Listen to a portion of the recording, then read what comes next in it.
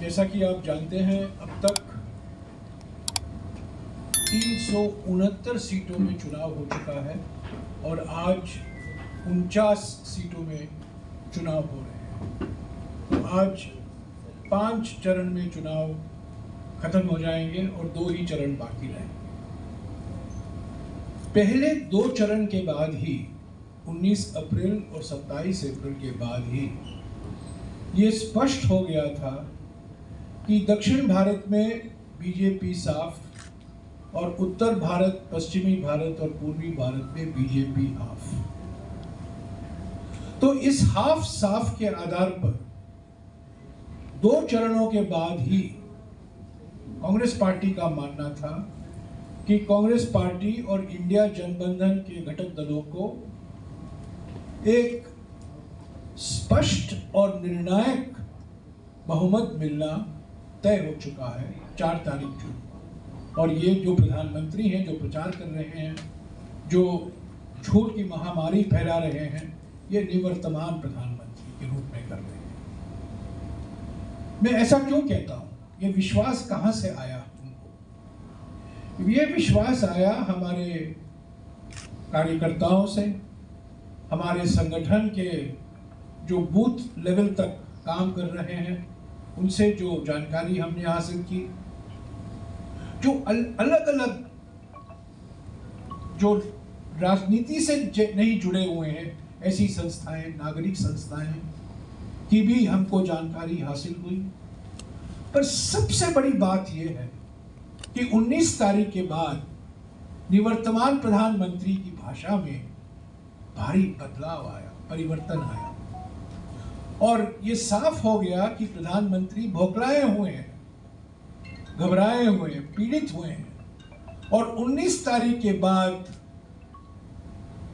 सारे चुनाव के अभियान को उन्होंने एक सांप्रदायिक रंग देने का खूब प्रयास किया और जो भाषा का इस्तेमाल किया वो सिर्फ सांप्रदायिक तनाव बढ़ाने के लिए, ध्रुवीकरण को और ऑक्सीजन देने के लिए, और जिस तरह से उन्होंने हमारे न्याय पत्र और घोषणा पत्र की आलोचना की, जिस ढंग से, जिस भाषा से, इसका मैं जिक्र करूंगा, ये बिल्कुल साफ हो गया है कि प्रधानमंत्री 19 तारीख के बाद और खास तौर से 27 तारीख के बाद उनको भी जानकारी मिल गई थी कि उनका प्रचार का कोई असर नहीं हो रहा है, इसीलिए उन्होंने अपनी भाषा बदली।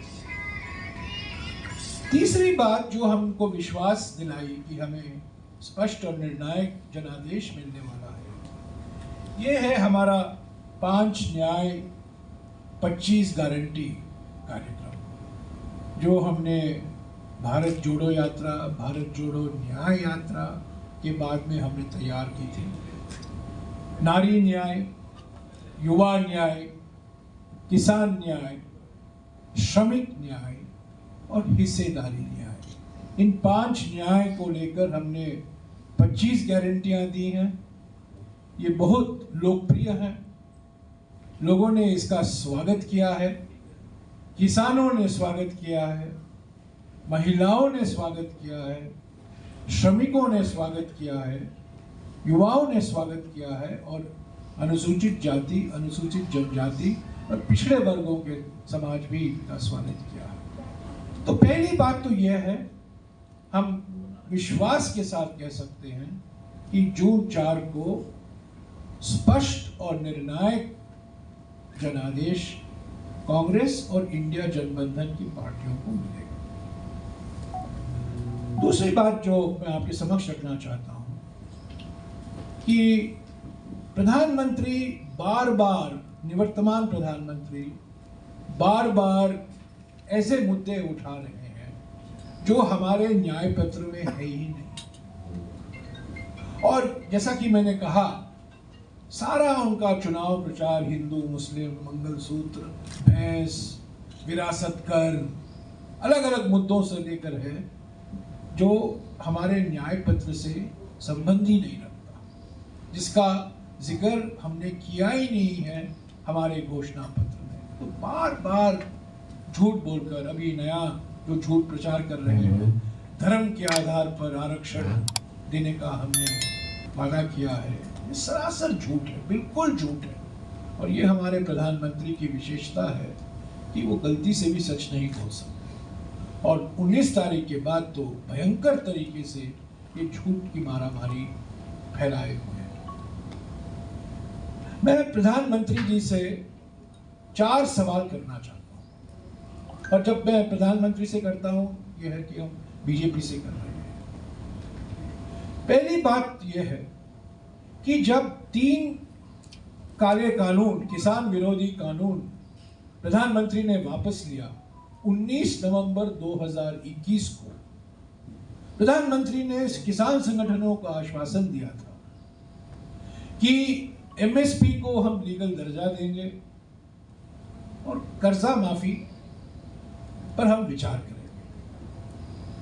मेरा पहला सवाल प्रधानमंत्री से यह है कि 3-3.5 साल हो गए हैं, किसान को एमएसपी का लीगल गारंटी अभी तक नहीं मिला है, आपने कोई विशेष कानून नहीं बनाया है, बल्कि आप अभी राज्य सरकारों को निर्देश दे रहे हैं कि जो पराली जलाते हैं वो किसान, और ज्यादातर पराली जलाने वाले किसान पंजाब और हरियाणा में ही हैं, उनको एमएसपी लागू नहीं होना चाहिए। यह खत लिखा है केंद्र सरकार के सचिव ने मुख्य सचिवों को, हरियाणा के मुख्य सचिव, पंजाब के मुख्य सचिव, अलग अलग मुख्य सचिवों को, कि पराली जलाने वाले किसानों को एमएसपी से अलग रखा जाए। तो एमएसपी को कानून रोजगार जो कानूनी गारंटी है वो तो दिया नहीं। ऊपर में पराली जलाने वाले पराली तो जलाते हैं क्योंकि वो जीविका से संबंधित थे, वो मजबूरी पराली जलाते हैं, और उनको एमएसपी से बाहर रखा जाए। और एमएसपी किस आधार पर तय होगा उसका स्पष्टीकरण नहीं किया है प्रधानमंत्री ने। तो पहला मेरा सवाल सीधा प्रधानमंत्री से ये है कि क्या किसानों को जो आपने वादे किए थे 3 साल पहले, जब आप मजबूर होकर आपको 3 काले किसान वापस 3 काले किसान विरोधी कानून वापस लेने पड़े, क्यों आज तक आपने पूरा नहीं किया है और इस पर आप चुप क्यों हैं? दूसरा सवाल यह है कि क्या आप सामाजिक, आर्थिक और जाति जनगणना के खिलाफ हैं कि आप उसके पक्ष में? 2011 में मनमोहन सिंह जी की सरकार ने 25 करोड़ परिवारों का सर्वेक्षण किया, सामाजिक, आर्थिक, जाति संबंधित जानकारी हासिल की। वो सामाजिक और आर्थिक आंकड़े तो प्रकाशित हो गए, पर 10 साल से जाति के आंकड़े प्रकाशित नहीं हुए हैं। क्या आप जाति जनगणना कराने से डर रहे हैं? ये दूसरा सवाल है। मेरा तीसरा सवाल है प्रधानमंत्री से। प्रधानमंत्री ने पिछले 10 सालों में अपने पूंजीपति दोस्तों का 16 लाख करोड़ रुपया कर्जा माफ किया। 1 लाख नहीं, 2 लाख नहीं, 10 लाख नहीं, 16 लाख करोड़ का कर्जा माफ किया है पूंजीपतियों का। मुश्किल से 20 या 23 पूंजीपति।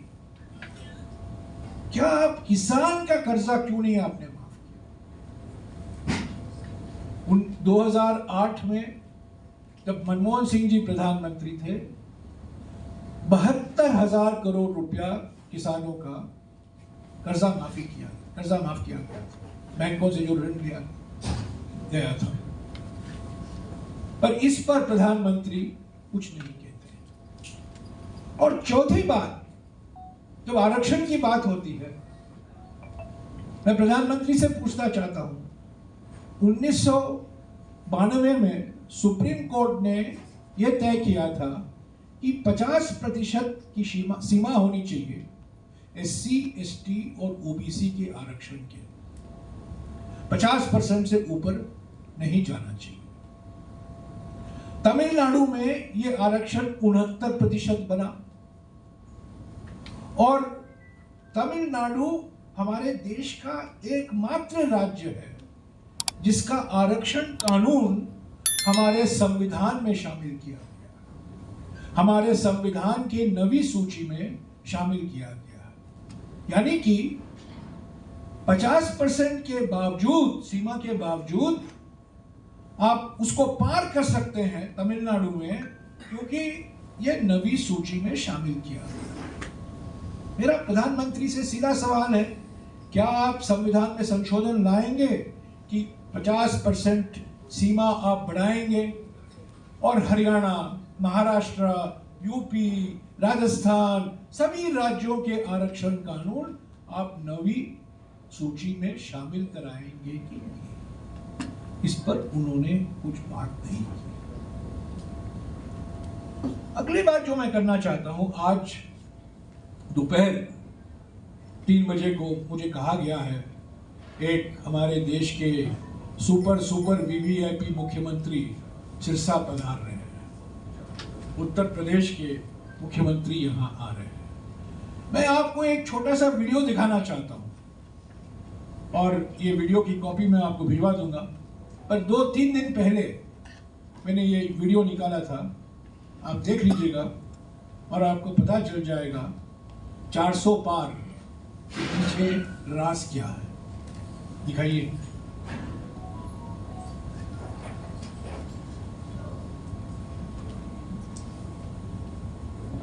ये उत्तर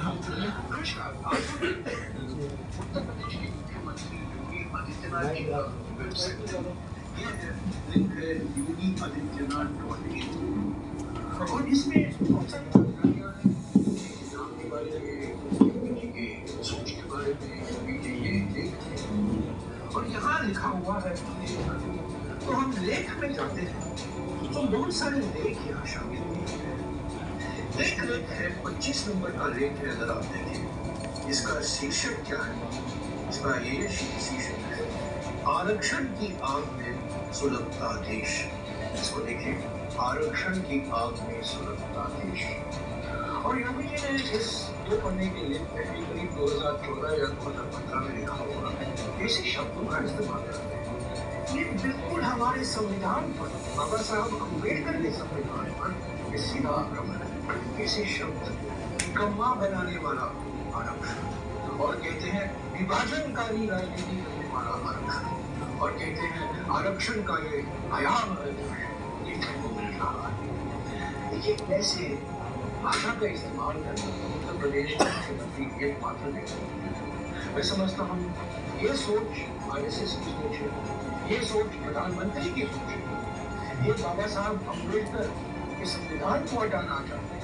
400 पार का नारा देकर असली बात है कि कभी भी आरएसएस और बीजेपी बाबा साहब अम्बेडकर के संविधान से स्वीकार कभी 1949 30 नवंबर 1949 में ऑर्गेनाइजर आरएसएस की पत्रिका ने प्रकाशन में उसमें लिखा गया था कि इस अम्बेडकर के संविधान में मनुवादी आदर्श कहीं नहीं, मनुवादी आदर्शों से ये प्रेरणा नहीं थी। ये उनका लेख, ये उनका 8/2024 अब इस संविधान को सुरक्षित करने के लिए कांग्रेस पार्टी और इंडिया गठबंधन इस संविधान को सुरक्षित करने के लिए इस चुनाव में तो ये रहा मुख्यमंत्री का लेख जो आपको मिल जाएगा और इसका शीर्षक है आरक्षण की आग में सुलगता देश।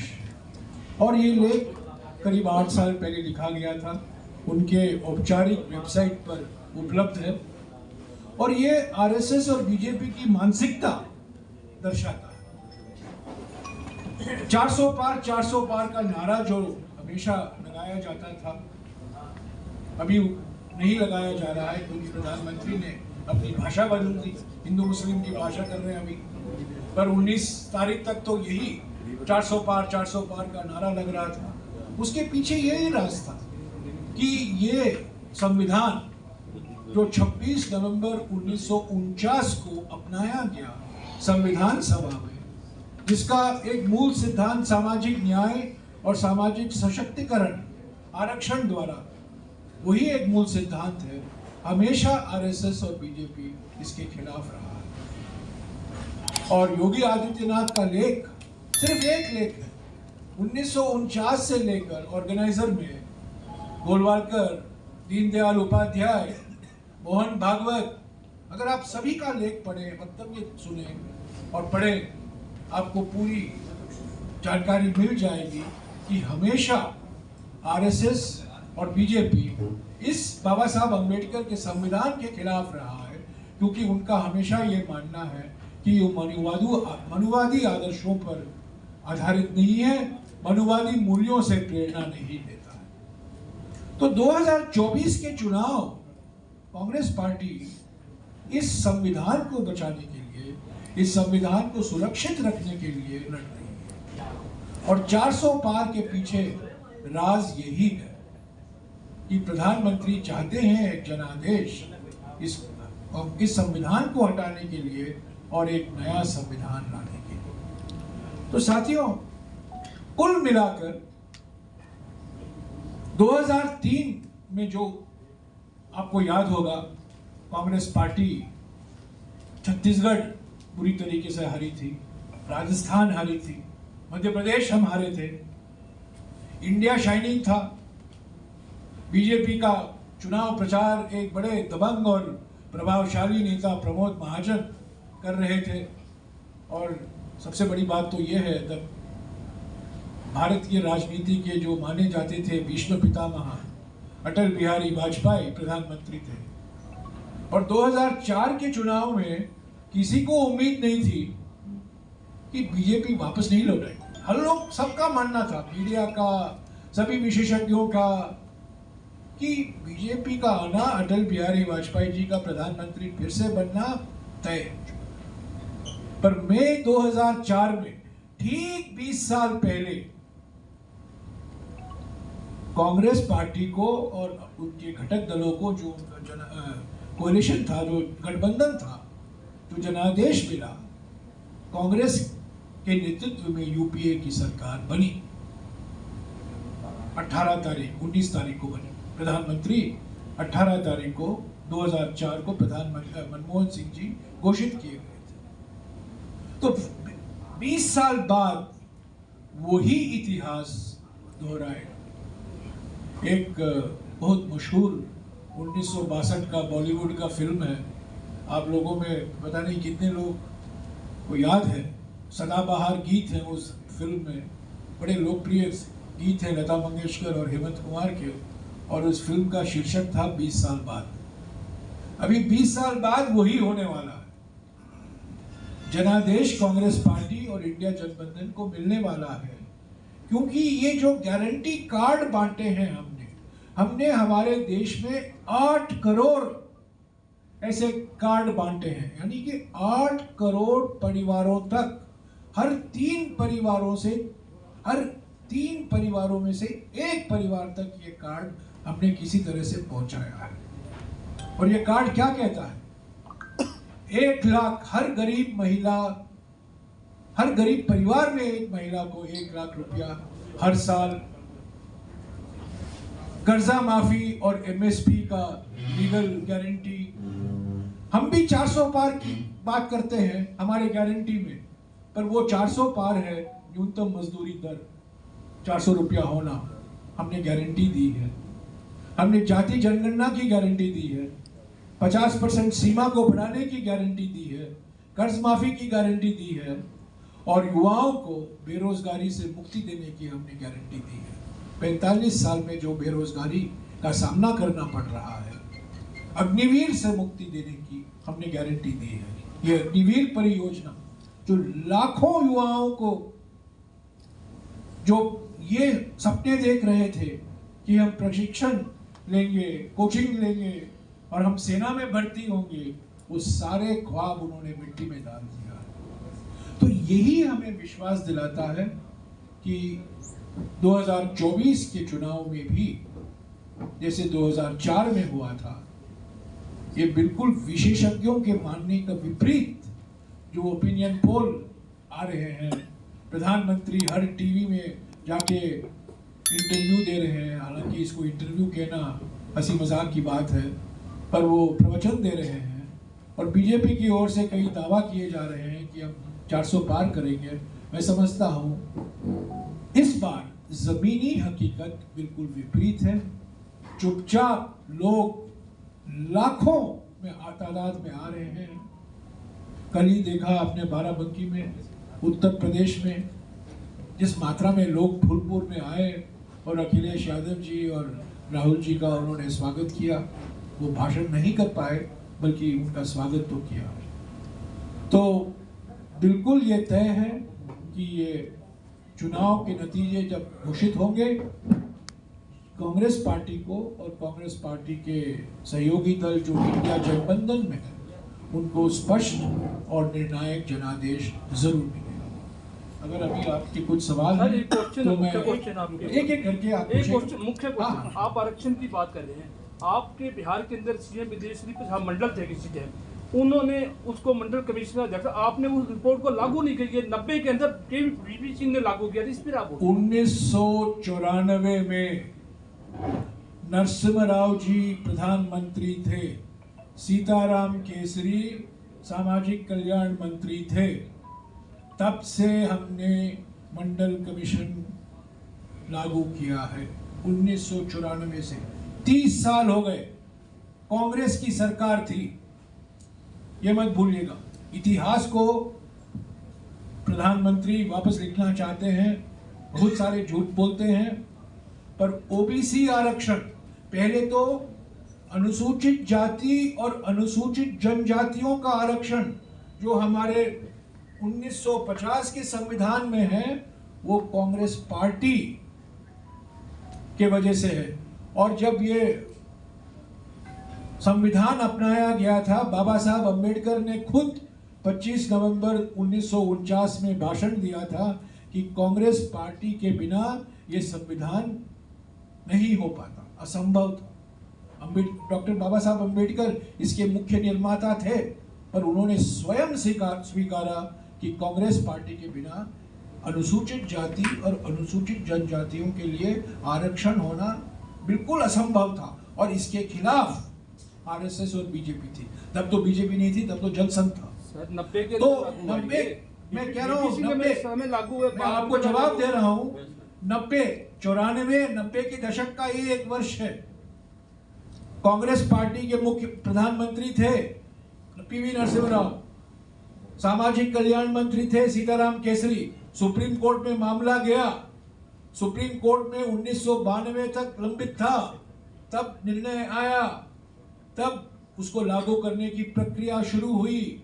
और ओबीसी आरक्षण केंद्र सरकार में पहली बार 1994 में कांग्रेस के सरकार के समय से चला आ रहा।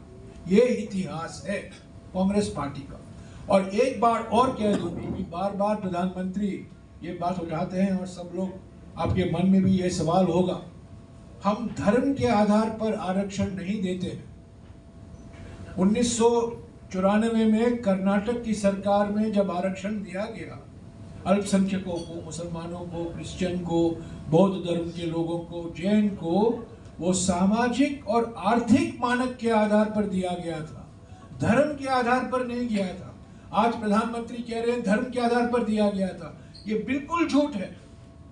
वो दिया गया था सामाजिक और आर्थिक मानक के आधार पर। इसीलिए हम मांग कर रहे हैं बार बार, सामाजिक, आर्थिक और जाति जनगणना करना जरूरी है, क्योंकि उसके बिना एससी, एसटी और ओबीसी, अनुसूचित जाति, अनुसूचित जनजाति और पिछड़े वर्गों को आरक्षण का पूरा हक नहीं मिल सकता है। जयराम जी, बीजेपी बार बार पूछ रही है इंडिया गठबंधन का प्रधानमंत्री का चेहरा कौन होगा?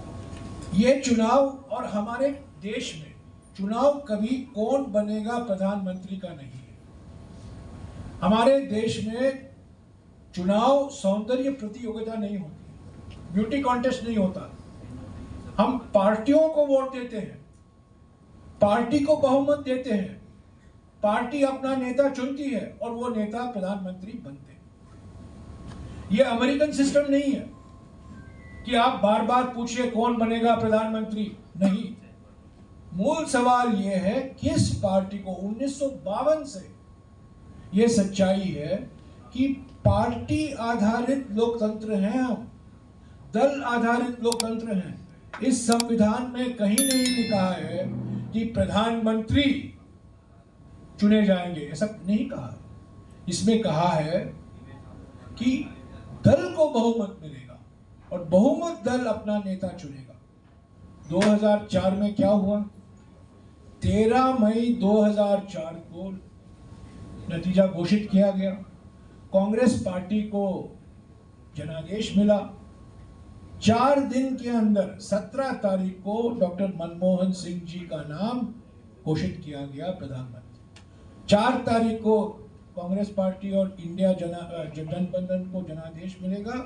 यकीन कीजिए 2 दिन के अंदर, हो सकता है अगले ही दिन, इंडिया गठबंधन के प्रधानमंत्री कौन होंगे आपको जानकारी मिल जाएगी। आपका सवाल वास्तविक है पर थोड़ा जल्दबाजी कर रहे हैं। और हमारे प्रणाली में ये कभी मत भूलिएगा, ब्यूटी कॉन्टेस्ट नहीं होता है व्यक्तियों के बीच में। बीजेपी बार-बार हाँ सॉरी, बीजेपी कर रही है। नहीं, सब लोग मुझे भी पूछते हैं ना, सब लोग पत्रकार भी पूछते हैं आपका प्रधानमंत्री कौन बने। मैं हमेशा ये कहता हूँ हमारा सिस्टम अमेरिकन सिस्टम नहीं है, हमारा सिस्टम संसदीय प्रणाली है, पार्टी आधारित लोकतंत्र है। अब तक जो हमने संविधान अपनाया है पार्लियामेंट्री सिस्टम है। सर आपके सांसद जयराम जी, राज्यसभा सांसद स्वाति मालीवाल के साथ मारपीट। और एक और चीज, और बीजेपी को चिंता करने की कोई जरूरत नहीं है हमारे ओर से कौन प्रधानमंत्री बनेंगे। उनको चिंता करने की जरूरत है कि आज के प्रधानमंत्री अगले 12 दिन के अंदर निवर्तमान प्रधानमंत्री बनने वाले हैं। एक सवाल, अब 1 मिनट बाद वापस बात सर, करो। आपके अनुमान के अनुसार इंडिया गठबंधन कितनी सीटें जीत रहे हैं? मैं ज्योतिषी आप नहीं बहुमत हूँ, कह रहे हैं कि मैं बहुमत है। ज्योतिषी नहीं हूँ और कोई मैं सेफोलॉजिस्ट भी नहीं हूँ। आजकल बहुत जो इलेक्शन के आंकड़े में व्यापार करते हैं उसकी कमी नहीं है हमारे देश में, और टीवी पर आते हैं आंकड़े देते हैं। मैं आंकड़ा नहीं दूंगा, मैंने कभी नहीं दिया है।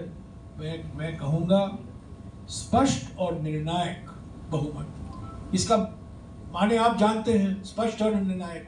इसका माने नहीं है कि हमको 273 देख रहा हूँ या 280 देख रहा हूँ।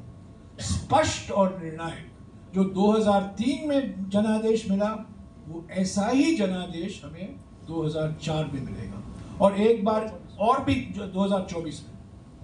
कुछ ऐसे राज्य थे जहां हमारा पूरा सफाया हो गया था 2019 में। राजस्थान साफ, मध्य प्रदेश साफ, महाराष्ट्र साफ, कर्नाटका साफ, तेलंगाना साफ। अब देखिए इस बार बीजेपी हाफ, कांग्रेस साफ नहीं, बीजेपी हाफ। इन्हीं राज्यों में राजस्थान, महाराष्ट्र, मध्य प्रदेश, कर्नाटका, तेलंगाना, इन 5 राज्यों को देखिए जहां हम थे 2019 में और जहां हम होंगे 2024 में। हरियाणा को इसी के हरियाणा में भी मैं कहूंगा, हालांकि हरियाणा एक अद्भुत राज्य है जहां 10 सीटों में से 6 सीट जो कांग्रेस पार्टी में थे वो उम्मीदवार हैं, बीजेपी के उम्मीदवार। 10 में से 6, वो भी एक नोटेबल फीट। जयराम जी, हरियाणा साफ या हाफ? हरियाणा में आप देखिएगा बीजेपी साफ। ये स्वच्छ अभियान हरियाणा से शुरू होगा, साफ हो जाएगा बीजेपी। सर महंगाई और बेरोजगारी पे कुछ कहना चाहूँगा यहाँ। और मैं ये क्यों कह रहा हूँ, ये ऐसी हवाबाजी में मैं नहीं कह रहा हूँ, मैं इसलिए कह रहा हूँ क्योंकि यहाँ के किसान पीड़ित हैं। जो वादे किए गए थे किसानों को, किसान संगठनों को, वो पीड़ित हैं। युवा पीड़ित हैं अग्निवीर से, जो सेना में भर्ती, लाखों युवा जो सेना में भर्ती होने का ख्वाब देखते थे, ट्रेनिंग लिया करते थे, कोचिंग सेंटर जाया करते थे, उनका पूरा भविष्य अभी खत्म हो चुका है। तो कई ऐसे मुद्दे हैं हरियाणा में भी। आरक्षण का मुद्दा भी यहाँ एक बड़ा मुद्दा है, 50% की सीमा, वो भी एक मुद्दा है, उस पर प्रधानमंत्री ने कुछ कहा नहीं है। पर सबसे बड़ी बात यह है कि जो पार्टी 10 सीटों में से 6 सीट को अपने ही उम्मीदवार नहीं ढूंढ सकती बल्कि कांग्रेसियों को खड़ा करती है, ये बिल्कुल साफ दर्शाता है कि बीजेपी की क्या हालत है हरियाणा में। सर पंजाब में कैसे देख रहे हैं? वहाँ पे केजरीवाल आपके सामने लड़ रहे हैं। कहाँ? पंजाब में हम अपने ही बल पर लड़ रहे हैं, हमारा गठबंधन नहीं है और वो सोच समझकर हमने गठबंधन नहीं किया पंजाब में। एक सोच, आपका सवाल लूंगा, सोच समझकर हमने गठबंधन नहीं किया। आम आदमी के साथ हमारा गठबंधन सिर्फ कुरुक्षेत्र और दिल्ली तक सीमित है और गुजरात में 3-4 सीट हैं, पर पंजाब में नहीं है। और पंजाब में आप देखेंगे 4 मुख्य पार्टियां लड़ रही हैं और इसका नतीजा सकारात्मक होगा कांग्रेस पार्टी का। सर क्योंकि पंजाब में वही मुद्दे विशेषता, वही मुद्दे महत्व रखते हैं, किसान से संबंधित मुद्दे खास तौर से। सर चुनाव से कुछ दिन पहले ईवीएम स्ट्रांग रूम के कैमरे बंद हो गए थे सर। सर गरीबी की बात हो चुकी है, आप गरीबी में दे रहे हो, जो महिलाओं के लिए 1 लाख का रखा है आपने, तो क्या मिडिल क्लास के लिए भी कुछ है आपके? अगर आप हमारा घोषणा पत्र देखें, और मैं आपको कहना चाहता हूं कि हमारी घोषणा पत्र की इतनी प्रचार पिछले 75 सालों में हुई नहीं है। जिस तरीके से प्रधानमंत्री ने हमारे मैनिफेस्टो का प्रचार किया है, प्रधानमंत्री के प्रचार के बाद 5 लाख लोगों ने डाउनलोड किया है हमारे वेबसाइट से और उसमें हमने साफ कहा है मध्य वर्गों के लिए हम क्या देने वाले हैं। सबसे बड़ी बात यह है कि आज मध्य वर्ग जो टैक्स देते हैं, जो जीएसटी, जो व्यापारी और उद्योगपति जीएसटी देते हैं, वो एक भय का वातावरण में रह रहे हैं क्योंकि धमकी, ईडी, सीबीआई, इनकम टैक्स, सब व्यापारियों के पीछे, उद्योगपतियों के पीछे जो ईमानदारी से टैक्स भरते हैं उनके पीछे लगाया गया है। तो सबसे बड़ी बात यह है कि टैक्स में सरलता लाना है, जीएसटी में सरलता लाना है, इनकम टैक्स में सरलता लाना है और ये जो भय का वातावरण है, जो अफसरों के हाथ में भयंकर अधिकार दिए गए हैं, उसको हमें हटाना है। सर चुनाव से पहले एक मध्य वर्गों के लिए हमने बहुत कुछ हमारे घोषणा पत्र में कहा है, पर खास तौर से हमने इस गारंटी में उसका जिक्र नहीं किया है क्योंकि इस गारंटी में हमने सिर्फ 5 ऐसे न्याय का जिक्र किया है: महिला, युवा, किसान, श्रमिक और पिछड़े वर्ग। सर हाँ, इन चुनावों में आप चुनाव आयोग की भूमिका कहाँ देखते हैं? ईवीएम को लेकर भी मैं देखता ही नहीं हूँ। चुनाव आयोग है कहाँ?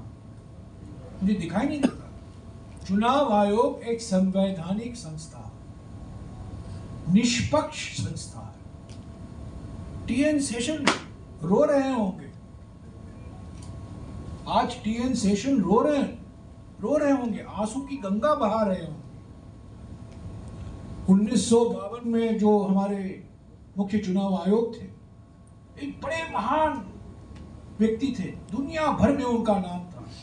अलग अलग देशों में उनको निमंत्रण आया कि हमारे देश में भी आप चुनाव करवाइए। सुकुमार सेन, वो हमारे देश के पहले सीईसी थे, वो भी आंसू की गंगा बहाते हुए। जेएम लिंगडो एक सीईसी हुआ करते थे 1990 के दशक में, वो भी आंसू की गंगा बहाते हुए। एक संवैधानिक संस्था, संविधान अधिकार देता है निष्पक्ष रहने का। प्रधानमंत्री को एक नोटिस नहीं जाता है। हर उम्मीदवार बीजेपी का धार्मिक प्रतीक के आधार पर चुनाव अभियान चला रहे हैं, भगवान की मूर्ति लगाकर चला रहे हैं। ये तो कानून का उल्लंघन है, सुप्रीम कोर्ट का निर्णयों का उल्लंघन है, मॉडल कोड ऑफ कॉन्डक्ट का उल्लंघन है। हम बार बार शिकायत करते, मैं थक गया हूं बार बार शिकायत करके इलेक्शन कमीशन से। सर कुछ दिन पहले परसेंटेज जो बदली गई है, 6%, 7% बदल दी गई, लेट जारी किए जा रहे आंकड़े, इसको लेकर मैंने इस पर बहुत सारी टिप्पणियां की हैं। मैंने उसी दिन कहा था और मेरे कहने की 2 घंटे बाद उन्होंने वो जानकारी दे दी। 11 दिन लगे पहले चरण के आंकड़े, ये कभी नहीं हुआ है। 11 दिन के बाद वो आंकड़े प्रकाशित किए गए। वीवीपैट को लेकर हमने कई मांगे की हैं, हमें अपॉइंटमेंट तक नहीं मिला, हमसे मिलने का इनकार कर दिया। देखिए, मुझे दर्द होता है, अफसोस होता है कि एक संवैधानिक संस्था जहाँ ऐसे सुकुमार सेन, टी.एन. शेषन, जे.एम. लिंगड़ो, एम.एस. गिल जैसे लोग रह चुके हैं, आज वही संस्था देख रही है मॉडल कोड ऑफ कॉन्डक्ट का उल्लंघन हो रहा है, सुप्रीम कोर्ट के निर्णयों का उल्लंघन हो रहा है। मैंने बार बार शिकायत की है कि हर बीजेपी का उम्मीदवार धार्मिक प्रतीक को लेकर, भगवान की मूर्तियों के लेकर चुनाव प्रचार में लगे हुए हैं। ये तो बिल्कुल कानून का उल्लंघन है। चुनाव आयोग ने कुछ नहीं कहा। प्रधानमंत्री की भाषा को लेकर हमने शिकायत की, परसों दिन हमने शिकायत की है। प्रधानमंत्री ने कहा हम बुलडोजर चलाएंगे मंदिर में, तो ये भाषा बिल्कुल मॉडल कोड ऑफ कॉन्डक्ट के खिलाफ है। हमने शिकायत की है पर नोटिस नहीं किया। सर कुछ दिन पहले अभी स्ट्रांग रूम के कैमरे बंद हो गए थे जहाँ पे ईवीएम रखी गई थी। कुछ दिन पहले स्ट्रांग रूम के कैमरे बंद हो गए थे जहाँ ईवीएम रखी गई थी। सर बहुत सारी चीजें हो रही हैं। हम बार बार शिकायत करते हैं। रोज हमारे ओर से, मैं आपको बता दूं, 14 या 15 शिकायतें जाती हैं। कुछ दिन पहले सर गृह मंत्रालय की बिल्डिंग में भी आग लगी थी चुनाव से ठीक पहले। परसों ही हमने प्रधानमंत्री के बयान को लेकर, कल सुबह, परसों बयान था, कल सुबह हमने शिकायत की है। पर हमें ज़्यादा उम्मीद नहीं है, क्योंकि जिस तरीके से संवैधानिक संस्था को निष्पक्ष तरीके से अपनी जिम्मेदारी निभानी चाहिए, वो हमें देखने को नहीं मिल रहा है, और ये बड़ी अफसोस की बात है। ये अनडिक्लेयर इमरजेंसी है, अनडिक्लेयर इमरजेंसी है। डोंट एज्यूम इट, ये तो वास्तविकता है। ये अनडिक्लेयर्ड इमरजेंसी कई सालों से है, और ये अनडिक्लेयर्ड इमरजेंसी मेरा शब्द नहीं है, ये आपका शब्द नहीं है। ये किसने पहली बार अनडिक्लेयर्ड इमरजेंसी का शब्द इस्तेमाल किया, आपको याद है? अटल बिहारी वाजपेयी के मंत्रिमंडल में एक वरिष्ठ मंत्री अरुण शूरी, जो बीजेपी के बुद्धिजीवी रह चुके हैं, उन्होंने कहा ये तो अनडिक्लेयर्ड इमरजेंसी का काल है। बिल्कुल अनडिक्लेयर्ड इमरजेंसी है। एक तरफ अमित शाही, दूसरी तरफ तानाशाही, बस।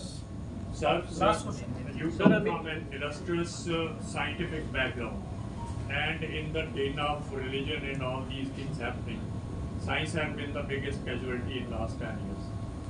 My question is that you are sitting in a state which is agriculture intensive, but while you were Minister of, I think, Forestry, at that time GM crops were given a moratorium, and that moratorium period is also now over. It was, I think, in 2013. So what will be the policies of India in the bloc if it comes to power regarding the quality and modern seeds? हम एक कृषि प्रधान देश है। किसान हमारे देश की रीढ़ की हड्डी है। किसान की दर्द और पीड़ा हम समझते हैं। हम समझते हैं, हमने 5 गारंटियां दी हैं। आपके सवाल का जवाब दूंगा, पर पहले मैं आपको कह दूं, किसान के लिए हमने जो 5 गारंटियां दी हैं, एमएसपी की कानूनी गारंटी स्वामीनाथन फॉर्मूला के आधार पर। स्वामीनाथन फॉर्मूला क्या है? संपूर्ण खेती की लागत और उसको 1.5 गुना बढ़ाकर उस स्तर पर एमएसपी लागू करना। दूसरी गारंटी है कर्ज माफी प्लान प्रभावी ढंग से लागू करने के लिए परमानेंट आयोग, कर्ज माफी। तीसरा, फसल नुकसान पर 30 दिन के अंदर सीधे खाते में पैसा ट्रांसफर, यानी कि बीमा भुगतान को लेकर। चौथा गारंटी है किसानों की सलाह से नई इंपोर्ट एक्सपोर्ट पॉलिसी। एक दिन प्याज का निर्यात को प्रोत्साहन देंगे, दूसरे दिन आप उसी प्याज के निर्यात पर प्रतिबंध लगाएं। ऐसी कई मिसाल हैं, कई उदाहरण हैं। और 5वां गारंटी है, और ये सब बहुत महत्वपूर्ण गारंटी है, किसानों के लिए जरूरी हर की जो रोजाना चीज है उसमें जीएसटी का कर हम हटाएंगे। तो हमारी प्राथमिकता कृषि हो, क्योंकि हम पहचानते हैं कि पिछले 10 साल में हमारे देश के किसानों पर क्या गुजरा है। पहले तो 3 काले कानून लाए, किसान आंदोलन हुआ, 700 किसान मारे गए, शहीद हो गए। तब प्रधानमंत्री को 19 नवंबर 2021 को वो काले कानून वापस लेने पड़े, पर आज भी वो मानसिकता नहीं गई है। और मैंने आपको कहा है 4 दिन पहले केंद्र सरकार की ओर से सारी मुख्य सचिवों को गया है, जो पराली जलाते हैं वो किसान जो पंजाब और हरियाणा में है ज्यादा, उनको MSP मत दो। तानाशाही है तो और क्या, अनडिक्लेयर्ड इमरजेंसी नहीं है तो और क्या। पर हम चाहते हैं कि दूसरा हरित क्रांति हो। दूसरा हरित क्रांति होगा जब पंजाब और हरियाणा के किसान समृद्ध हो और उनको नए विज्ञान का फायदा भी होगा। अभी जलवायु परिवर्तन हो रहा है, क्लाइमेट चेंज हो रहा है, वो गेहूं के उत्पादन पर, धान के उत्पादन पर उसका जरूर असर पड़ेगा। तो ये सब चिंताजनक बातें हैं और हमको प्राथमिकता देनी होगी कृषि, किसान को। GM क्रॉप्स के बारे में आपने पूछा, फरवरी 2010 को हमने एक प्रतिबंध लगाया था, मॉरेटोरियम लगाया था। वो अभी तक वो मॉरेटोरियम जारी है। हालांकि वो औपचारिक तौर से मॉरेटोरियम नहीं उठाया गया है, सिर्फ बैंगन को लेकर वो मॉरेटोरियम है। अभी वो बीटी ब्रिंजल पर, बैंगन पर है, पर वो उन्होंने अभी ऑयल सीड पर हटा दिया है। कॉटन पर तो था ही नहीं, वो उसको आगे ले चल रहे हैं। हमारा ये मानना है कि किसानों को आधुनिक विज्ञान और आधुनिक तकनीकी का फायदा पूरे तरीके से पहुंचना चाहिए, पर हमें इस मामले में सावधानी भी थोड़ी होनी, हमें सावधानी से काम करना चाहिए, क्योंकि बहुत सारी चिंता है। स्वास्थ्य पर इसका क्या असर होगा, पर्यावरण पर इसका क्या असर होगा, तो ये सब मुद्दे हमें किसानों को विश्वास में लेकर, किसान संगठनों से बात करके ही हमें निर्णय लेना चाहिए। बीटी कॉटन का निर्णय किसानों के साथ बातचीत के बाद नहीं लिया गया। बीटी ब्रिंजल का निर्णय किसानों से बातचीत मैंने खुद की। 7 राज्यों में मैं गया जहां बैंगन का उत्पादन ज्यादा होता है, पंजाब में भी आया था, पश्चिम बंगाल, उड़ीसा, बिहार, सब जगह मैं गया और उसके आधार पर एक निर्णय लिया गया। तो एक वार्तालाप और एक बातचीत के बाद ही ऐसे कठिन निर्णय लेने की जरूरत है। सर, हरियाणा कांग्रेस में गुटबाजी अभी भी कायम है। हुड्डा साहब कुमारी शैलजा के लिए प्रचार करने नहीं आए, कुमारी शैलजा उधर नहीं गई हुड्डा साहब के, तो क्या रीजन कि अभी तक गुटबाजी खत्म नहीं हुई?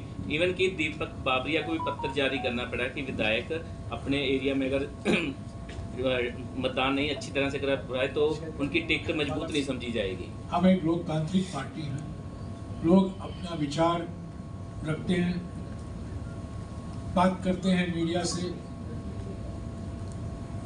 एक लोकतांत्रिक पार्टी है, कोई एक तंत्र का तोप तो नहीं है हमारे पार्टी के। हमारी पार्टी तो लोकतंत्र की शहनाई गूंजती है हमेशा। अलग अलग सोच है, अलग अलग विचार हैं, पर चुनाव के वक्त हम एक हैं, एक ही गुट है चुनाव के वक्त, और वो कांग्रेस का। इसमें A group, B group, C group ऐसा कुछ नहीं है। ठीक है, अलग अलग लोगों की अलग अलग समस्याएं हैं, महत्वाकांक्षाएं हैं, उम्मीदें हैं, वो सब वास्तविक है।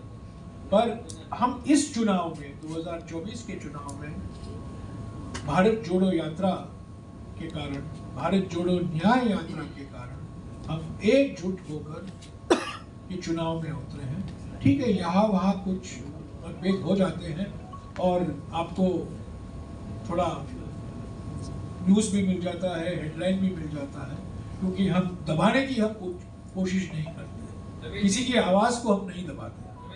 लास्ट 2019 में हरियाणा की 10 सीटें हैं और 10 की 10 सीटों पे हाथ बिल्कुल साफ था।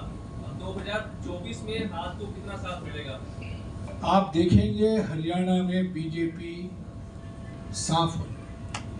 कितनी सीटों पर? आपने ये सवाल मुझसे, 10 ही तो सीट है, तो साफ का परिभाषा क्या है? आप खुद अनुमान लगा सकते हैं। 11 भी है सर। हर सरकार कोशिश करती है एमएलए का चुनाव भी है। वेरिएशन की जाए। अलग अलग क्रॉप बीजी जाए तो पैदावार बढ़ती है, दूसरी हर चीज़ की ज़रूरतें पूरी होती है। लेकिन एमएसपी जो है बहुत कम चीज़ों पे है। क्या सब चीज़ों पे एमएसपी देने का है?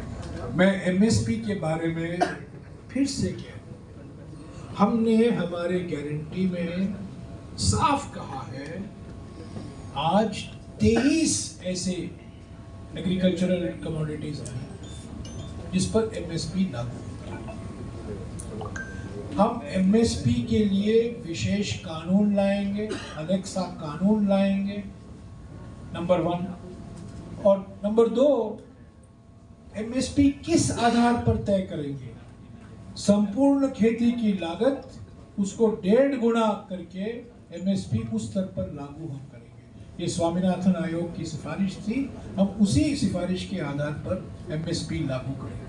आधार हम बदलेंगे, फॉर्मूला बदलेंगे और उसके लिए हम एक कानून भी लाएंगे ताकि उसके साथ कोई सरकार खिलवाड़ नहीं कर सकती। Thank you.